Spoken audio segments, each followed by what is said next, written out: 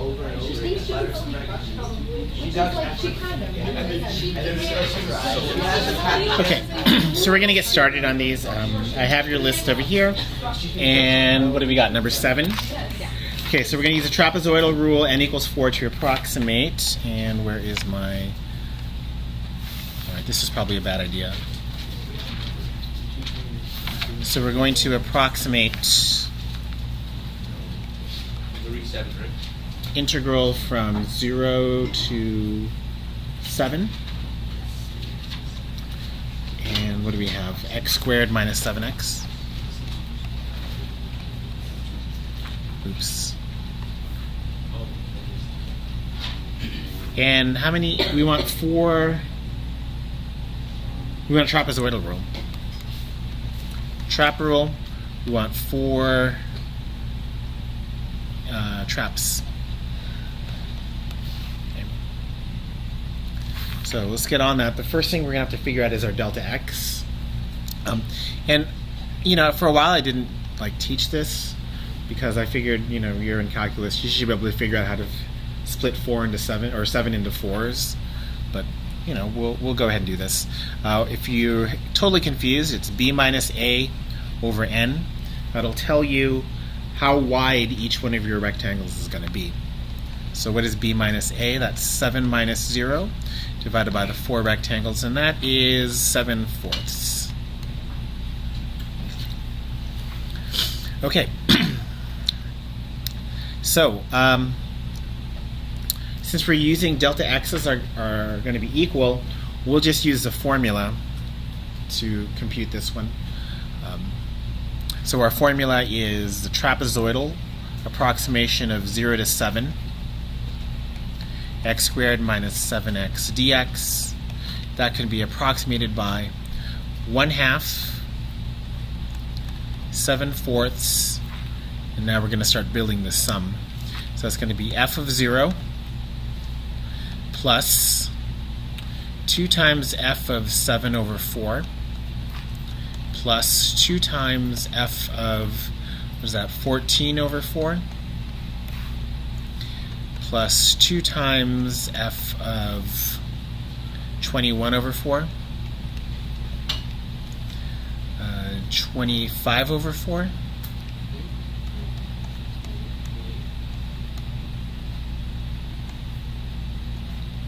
wait, 1, 2, 3, 4,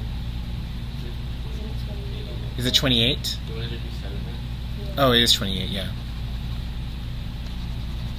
28 over 4, which is 7, yeah.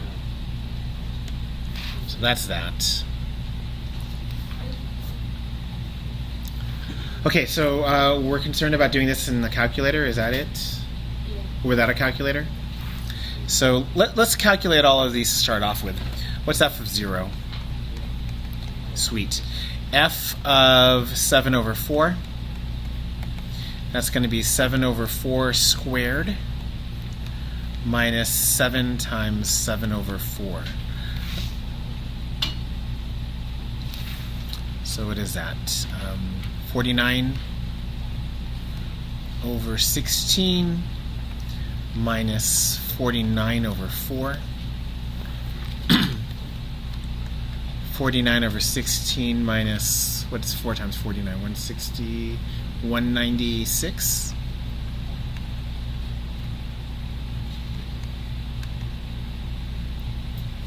Let's see, 196 minus 50 is 146, 147, so negative 147 over 16.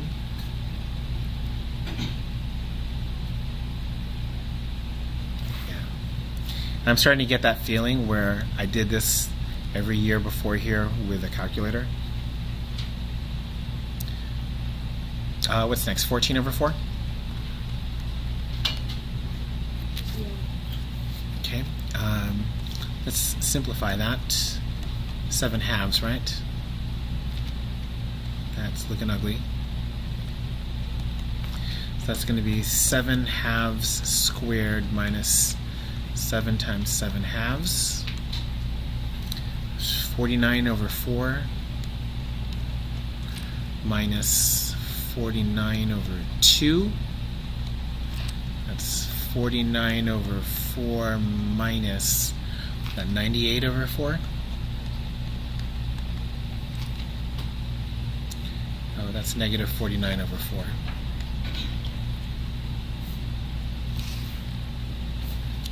Okay, what's next? F of 21 over 4? Is that right? 21 over 4? Yeah, that is right. Okay, now simplifying here, that's 21 squared, 21 over 4 squared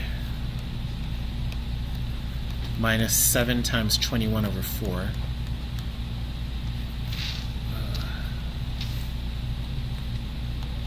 See, 21 times 21, that's like 20 times 21, which is 420. Hold on. I just messed myself up. 21 times 20 plus 1. So that's 422. No, wait, how am I messing this up? 2, 4, 2, yeah, 420. Plus 21, so 441.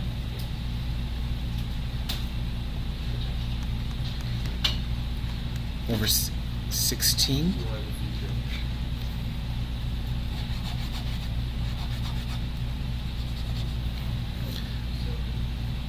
Minus 147.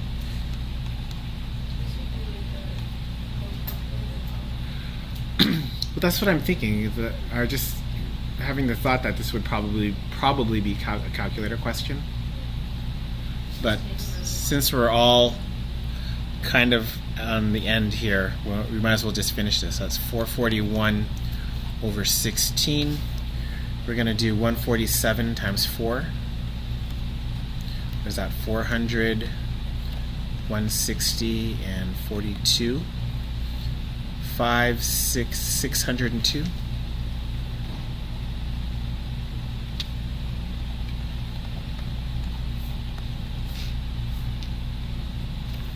What is that? 602 minus 441. That's what?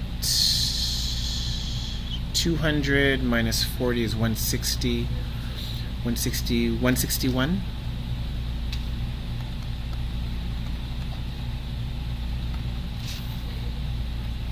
Negative, yeah.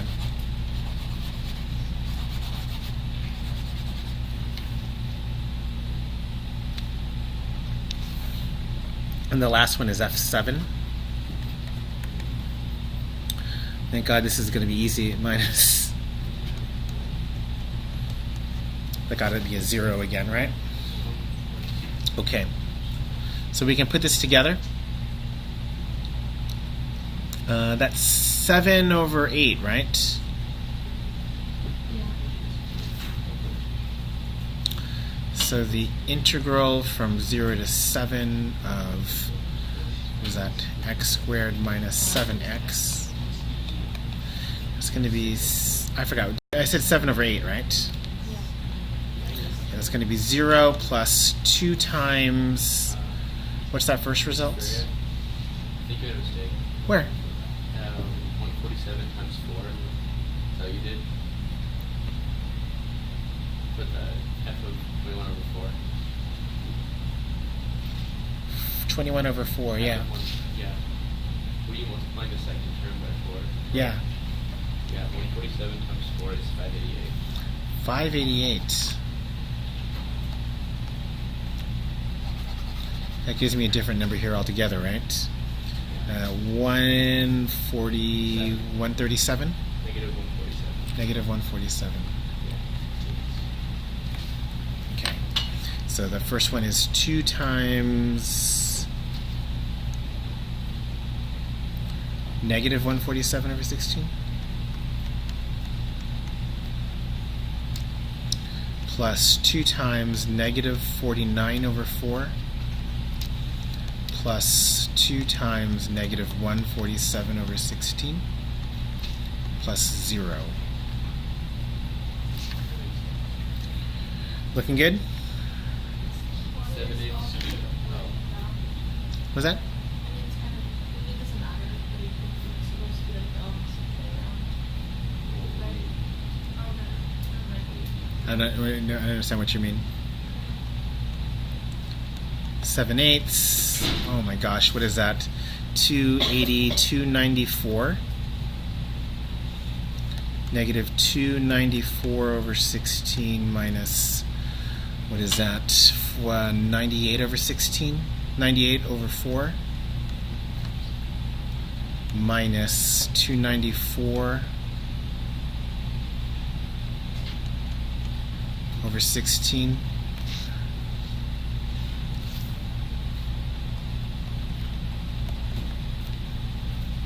Let's put that together. That's 600 minus 12. 600 minus 12 is how much? 590, 588. Negative 588 over 16 minus, let's multiply this one. 4 times 100 is 400. 2 times 4 is 8.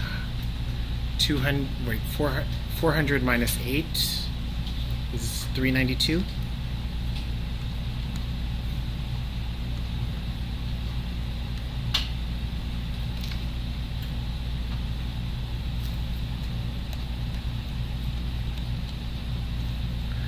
$800, $970, $980.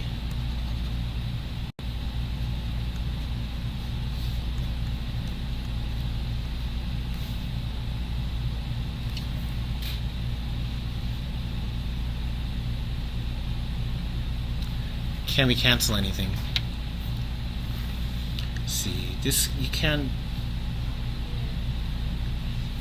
If I divide this by 8, I get 1, 2. Or can I divide that by 8? 1.2. Oh, so I can't divide it by 8. Can you scroll up a little bit? Which way you want? Can you scroll up a little bit to this last step? I can go by 4 though, right? Yeah. By 4. That's 2, 4, 245. Oh, that's it, huh? That's approximately equal to. Let's see, let's do that one. 7 times 245. 7 times 200 is 1400. 7 times 40 is 280. 7 times 5 is 35. With that 16, 17, 16, 17, 15 Yeah. over 32.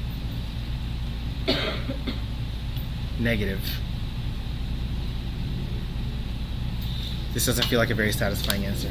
How's it look in the back? Negative 53. 53.59, okay. Some question asks what is that? Negative. What does that say? It's negative. Yeah. And that's what I Is that right? That's right. Yeah. Oh my It's just gosh. a decimal form. Okay. I don't know if that was illuminating for anybody. You know, but yeah, doing this on the calculator would probably be the way to go. Does anyone have any last thoughts on number 7? Other than, I wish I had my calculator? Other than.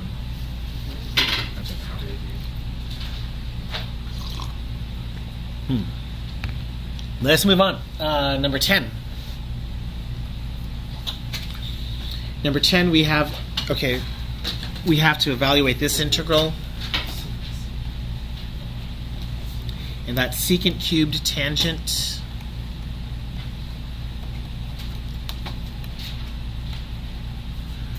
Whole thing over 1 plus tangent squared.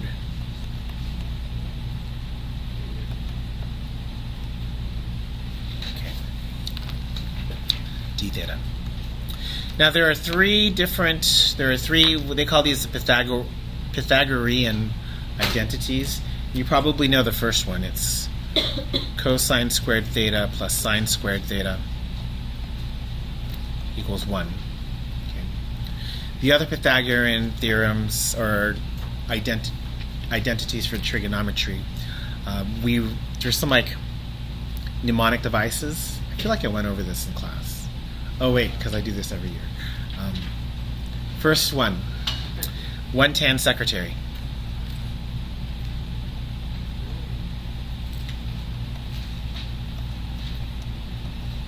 One tan secretary. Bless you. You do this every day. Huh? You do this every day. Like this specific thing. Every day?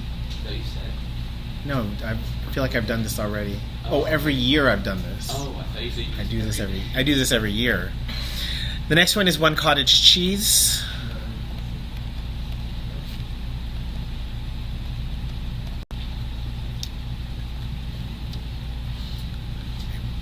These need to be memorized.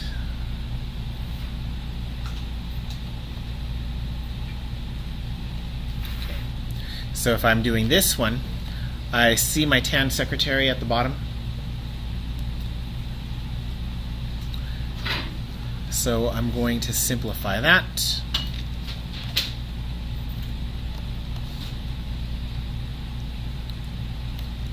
See, 1 plus tangent squared is secant squared theta d theta. So that simplifies nicely. That becomes secant theta tangent theta d theta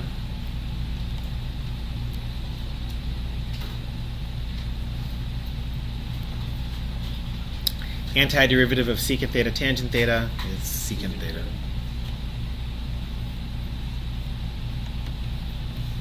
Plus constant. And I think while we're here, we should also note that, number 1, very important,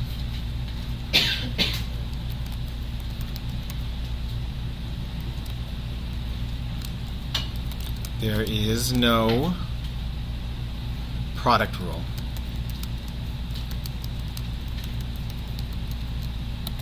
Number 2, there is no quotient rule.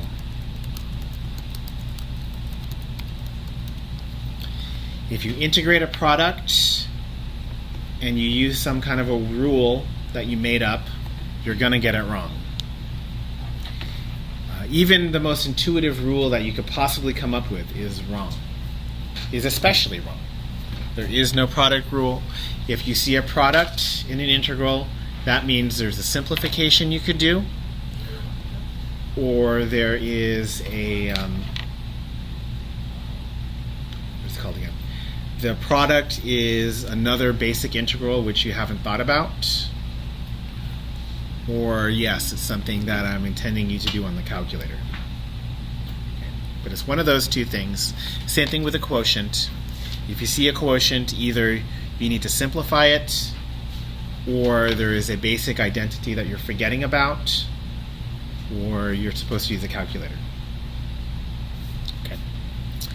Questions on 10? Let's take a look at 11.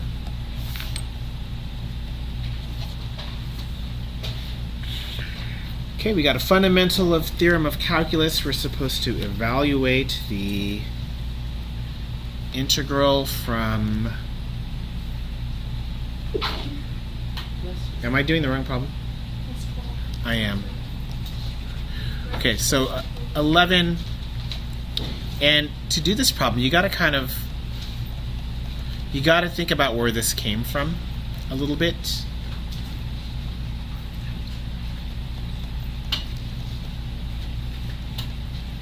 And that is, this is a part of a multiple choice question where I took the answers off. So in reality, there are an infinite number of ways that you can re-express this antiderivative. So we're going to look at a few of them. the first way to re-express this antiderivative would be antiderivative of f of x, g of x, dx. And because this is a difference, we can subtract that out.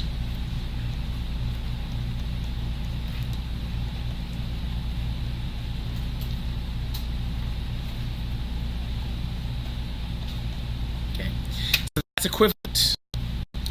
Turns out that this wasn't one of the answer choices. So, there's a few places to go here to simplify this. So what can you do? You can do the integral of f of x, g of x, minus the integral of 7 h of x, minus the integral of g of x. That's also a valid way to do it. Turns out wasn't in one of the answer choices, so we're barking up the wrong tree again. Let's try a different way.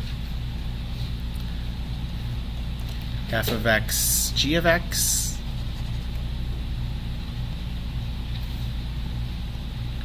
dx. And from here, let's factor out the 7.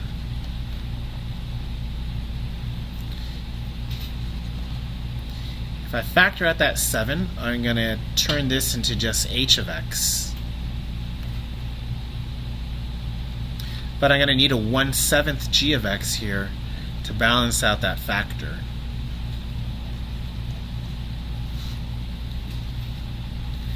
Now, as it turns out, this was the correct answer.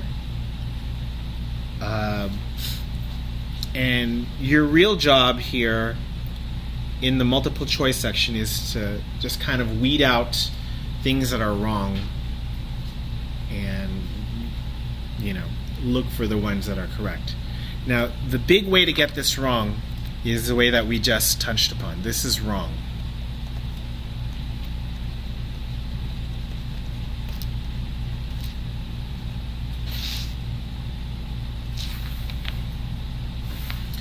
Is if you tried to use a product rule.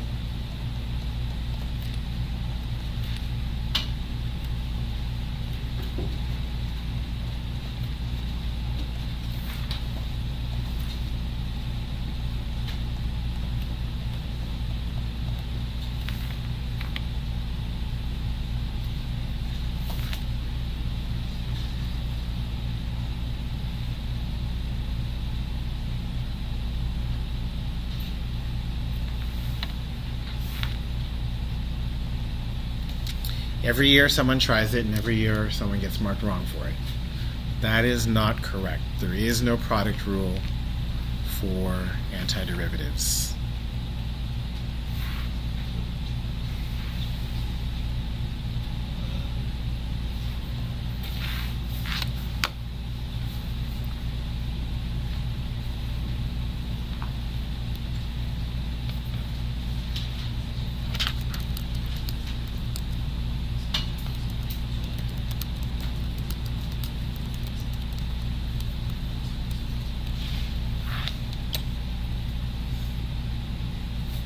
Okay?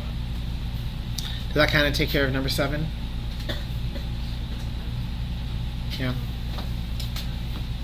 Sorry, that was 11, wasn't it? Yeah. All right, let's look at 13. 13, I love 13s.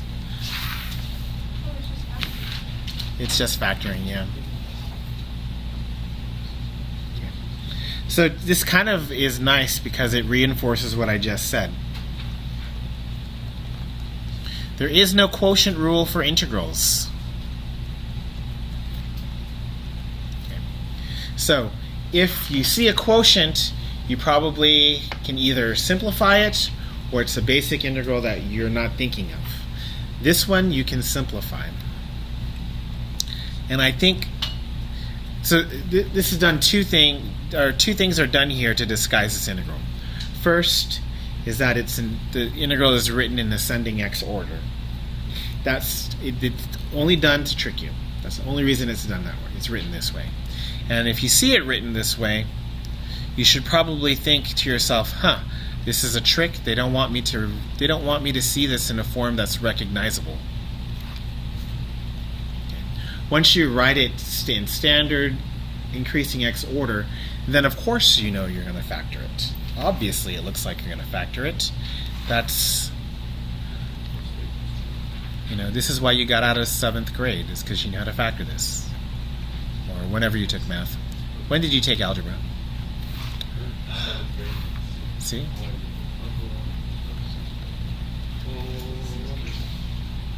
You know who's really cool? Alex Robbins. Be here for the rest of it. And then you cancel. Real fun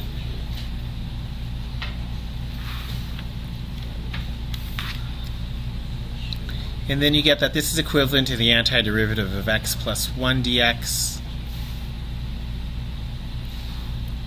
which is 1/2 x squared plus x plus a constant, which is unknown. So again, no quotient rule. If you see a quotient, it means you have to simplify, or it's a basic integral you don't remember. Yeah. Just, could you, there's a rule that you showed us a while back that the shortcut to like having to add the one and then like figuring out the fraction for like the antiderivative. The power rule? Yeah. So the power rule here is let's write this down here. Power rule.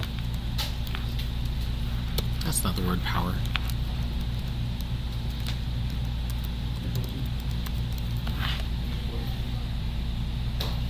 So the power rule for antiderivatives is the antiderivative of x to the n power. That's going to be equal to 1 over n plus 1 x to the n plus 1 plus constant. That rule?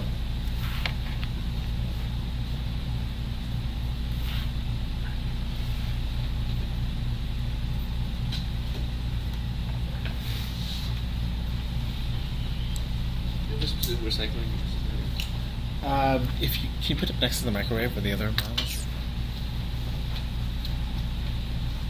Okay, what was that? Number 13? Let's look at 14 then.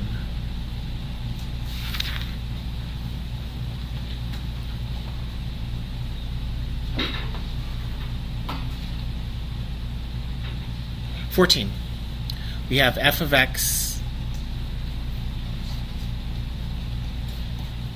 equals integral from 2 to x 1 over, what is that, 1 plus t to the 4th? So we want to find f prime of x first. Okay, so f prime of x is equal to the derivative with respect to x of the integral from 2 to x 1 over 1 plus t to the 4th dt. So this is one of the fundamental theorems of calculus. If you take the derivative of an integral, then you're just going to substitute the upper limit and multiply by the derivative of the upper limit. So let's substitute the upper limit. That becomes 1 over 1 plus x to the 4th power. The derivative of x is 1. So we're kind of done here. That's f prime. Multiply by what you said? Multiply by the derivative of the upper limit. So the derivative of x is 1. So I'm just going to leave it off. So basically, whatever the upper limit is, if it's a variable, you just plug that into whatever you're taking the integral of, and then just take the derivative of that. Of the upper limit, of the upper limit, limit. yeah. Now this is specifically for the derivative of an integral. So we don't have to show like the whole chain. No, Okay. no. We did that in class, so you don't have to do that here. Okay. Good. Okay. All right, so f prime of 2. That's 1 over, what is that, 4 times 4 is 16, so 1/17. Not really much to do there.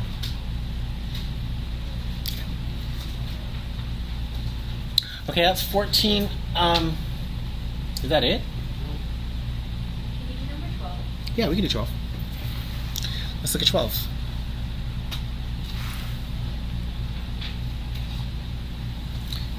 Fundamental theorem of calculus, -1 to 1, cube root of t minus 2.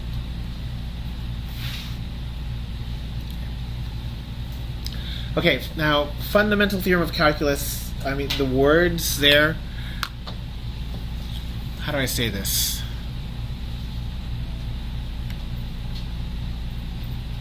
They really just mean to integrate this. Okay. In other words, you're supposed to find the antiderivative of the cube root of t minus 2. Substitute the limits.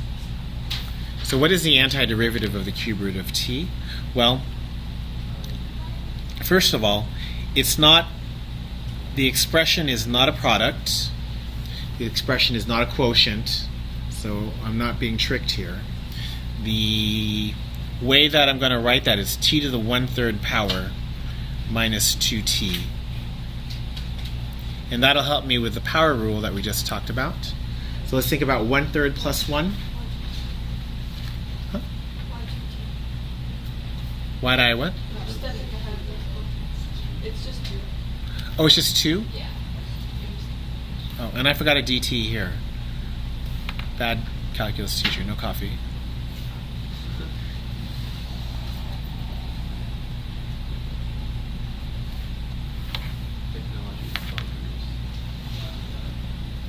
I wish you could do that with your notes. It's so much nicer. I see you already have. It's like a, I don't even know, dude. Huh. Like whenever you write, like the thing blinks. What blinks? Oh, this? Yeah. Oh, that means it's working. I should vote. Okay, 1/3 plus 1?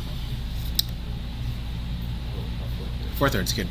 So this is 1 over 4/3. T to the 4/3 minus 2t, bracketing that from -1 to 1. You're probably going to want to simplify that. That's 3/4. What is that? The cube root of t to the 4th power. Get off of me, fly.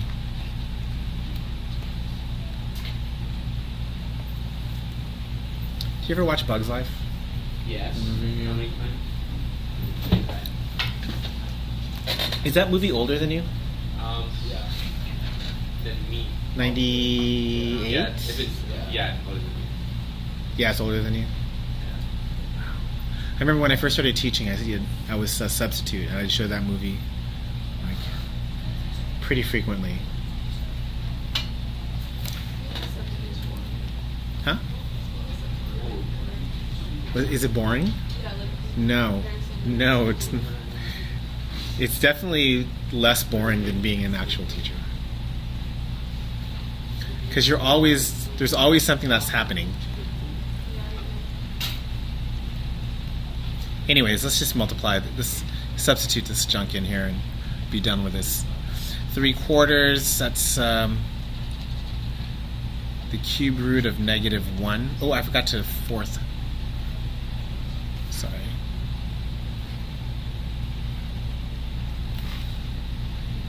Minus 2 times -1. Okay, so that's just how much? 3/4 minus 2? Minus, what is that, 3/4 again? Plus 2?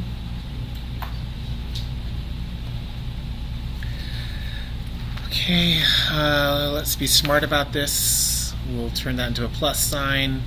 We'll negate everything in here.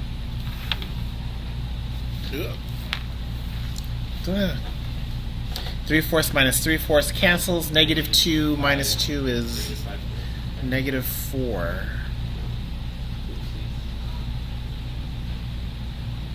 Negative 4?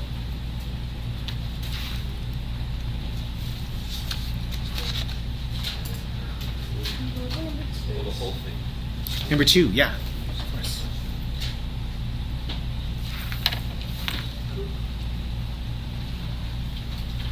Number 2, evaluate this integral. That 4 plus 5 x to the 3 halves over the square root of x. So again, there's no quotient rule, and this is a quotient, so that means I'm either supposed to simplify this or look for a basic integral that I've forgotten about. As it turns out, you can simplify this. Put the name to the radical to the top. 4 over root x plus 5x to the 3 halves over the square root of x.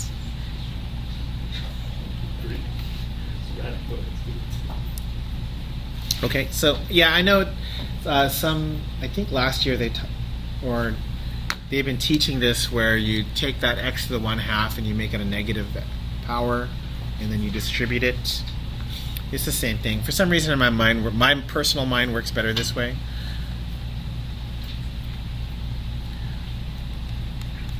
That's 4x to the negative 1/2 plus 5x. After you simplify that. And then it's just application of the power rule. That's 4 times, let's see, negative 1/2 plus 1 is 1/2. 4 times 1 over 1/2 times x to the 1/2 plus 5 times 1/2 x squared.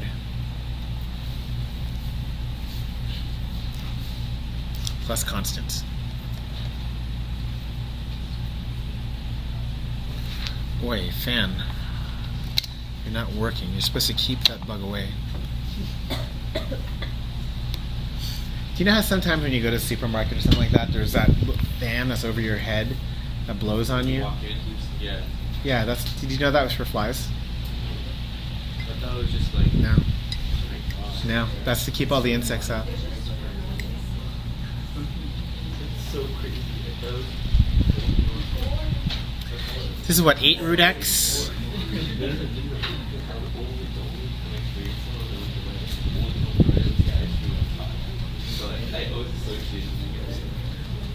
Okay. So that's 2. Okay. Anything else you want to go over? Yeah?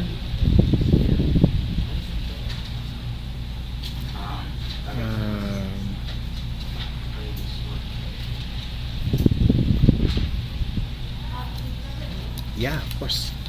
It's what I live for.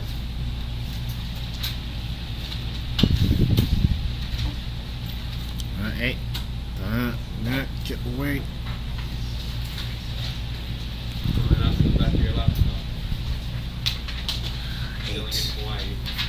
want an average value. So the average is going to be equal to the 1 over.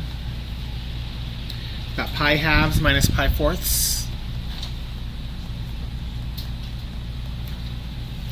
Integral from pi over 4 to pi over 2 sine. Oh my gosh.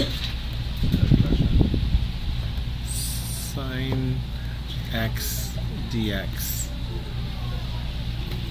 Yeah. Got it. Okay, pi halves minus pi fourths is pi over 4. The reciprocal of pi over 4 is 4 over pi. The antiderivative of sine is negative cosine.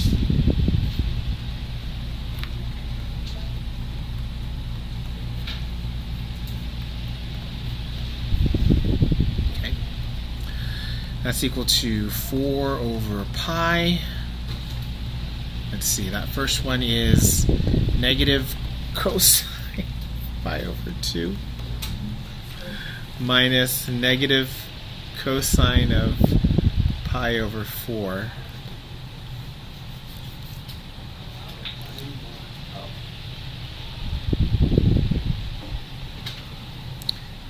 Yeah? Okay. 4 over pi.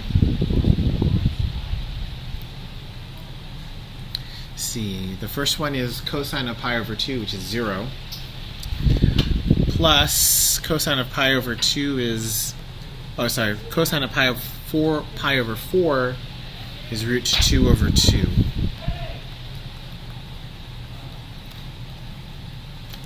So what is that? 2 root 2 over pi?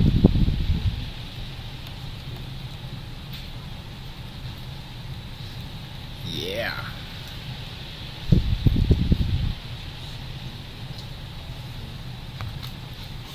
I'm super paranoid of like lifting up my cup of coffee and seeing the fly in it now. God bless. Okay, so that's that for question, I don't know what number that was. What was that?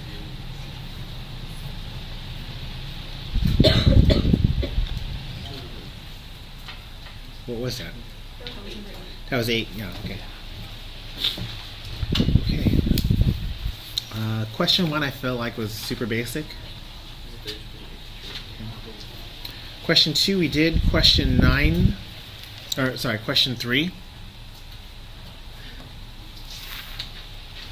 So the big trick with question 3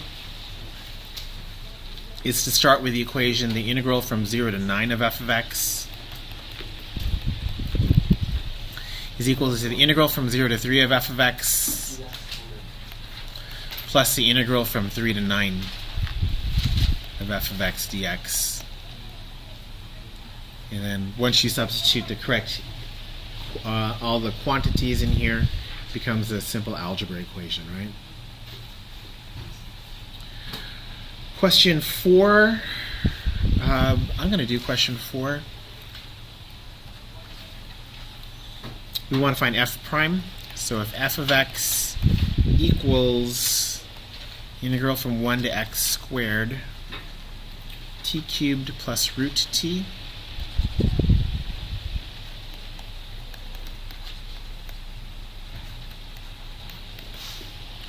that means f prime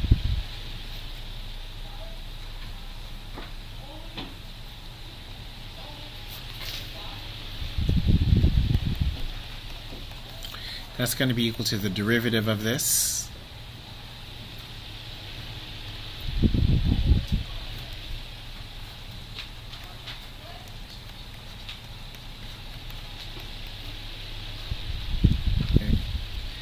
take the derivative of an integral. Well, you're going to substitute the upper limit. That's going to be x squared cubed plus the square root of x squared. And you're going to multiply it by the derivative of the upper limit.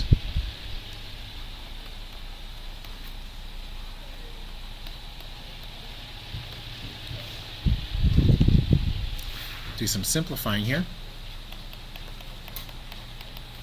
That's x to the 6th power plus x times 2x. Which, now there's a bunch of different ways that you can write this. What did they do here? They just left that? So they just left that.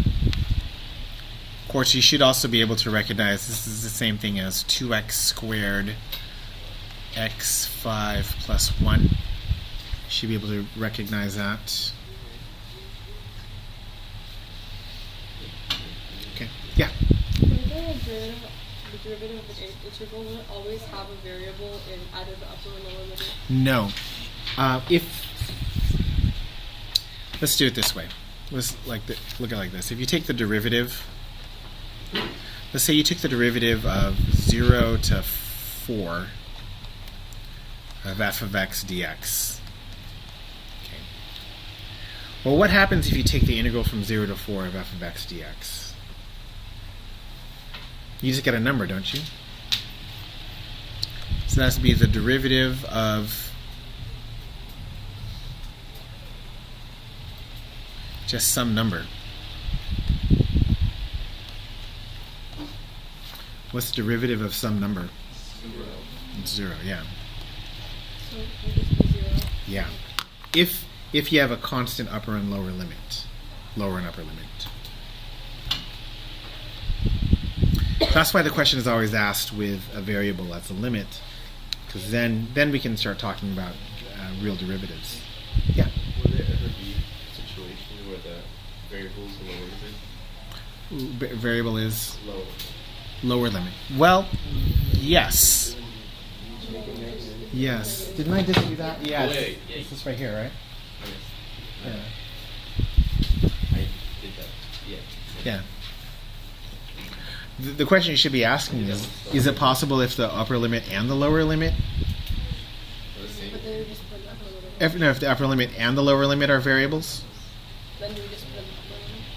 Or you... What happens if I did this? And just make the variable of integration on the upper limit, right? What if I was supposed to do this? d dx from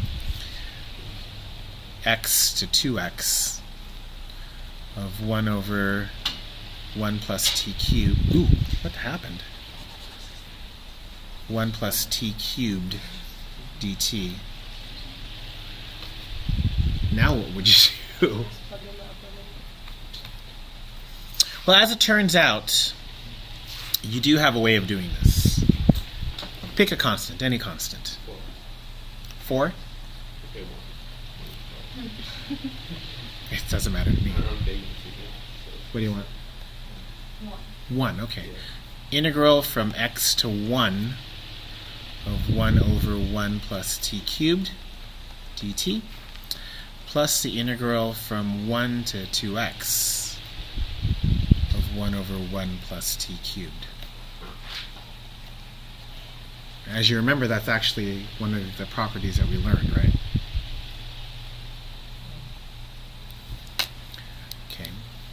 And then, of course, to answer your question, David, that becomes negative from 1 to x, 1 over 1 plus t cubed, plus, and there's nothing wrong with this one,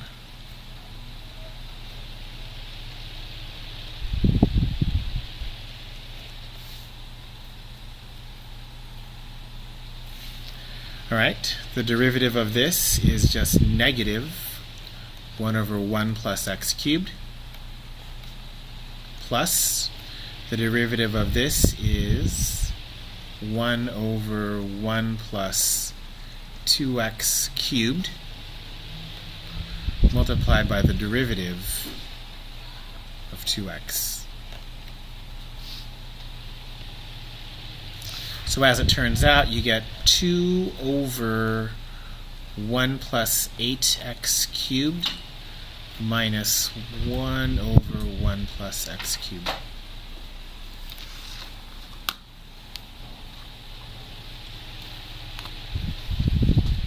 This is a hard problem.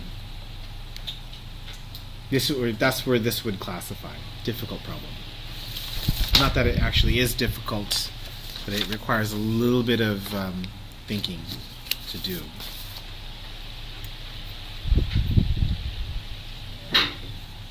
Okay. 5 is another average value theorem. I think that's fine. 6 is right rectangle approximation. I feel like we've done that enough to make ourselves sick. Okay.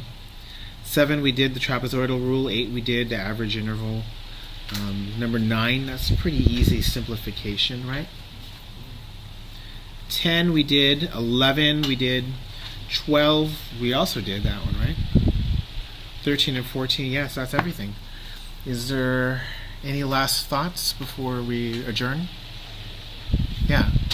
Do we have to memorize the antiderivatives? This should probably goes. Yes. Let's just say yes. Yeah. Yeah. For working faster, Yeah. Same. do all the easy problems first. It's not a bad thing. Yeah. Definitely think about doing your test. Ask Mario. You gotta. Number one, start with the. I would start with a free response whenever possible. Number two, in the multiple choice, I would think about doing that in 2 passes. Do all the really easy questions on the first pass. Do everything else in the second pass. Don't get bogged down on the difficult questions, because that means you won't have enough time for the easy questions, and then those easy questions become hard questions. Optimal. Yeah. For lack of a Yeah. So what order would you take the test? Would you do the free response first and then go to? If I'm given the free response, I would do the free response first. And remember, you would only get the free response if the multiple choice and the free response are either both no calculator or both non-calculator. So that may or may not happen tomorrow. You have experience here. How are we going to like do the? How are we going to do one part being calculated, one part being non-calculated? I'm going to have the questions on separate pieces of paper. Like, be like, So if the multiple choice was calculator, right? I give you the multiple choice questions in the calculator.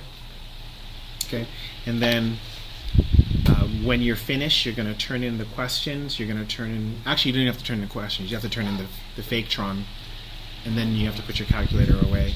And then I'll give you the free response questions. Similar process if it's the other way around. Yeah. One more time. Why don't you split up one It didn't have to be 1. It could have been any integer, or not even integer, any real number. You could have put pi there if you wanted to. You'd still be marked correct. Okay, that's it. I'm going to have to upload this to YouTube. That's going to be fun.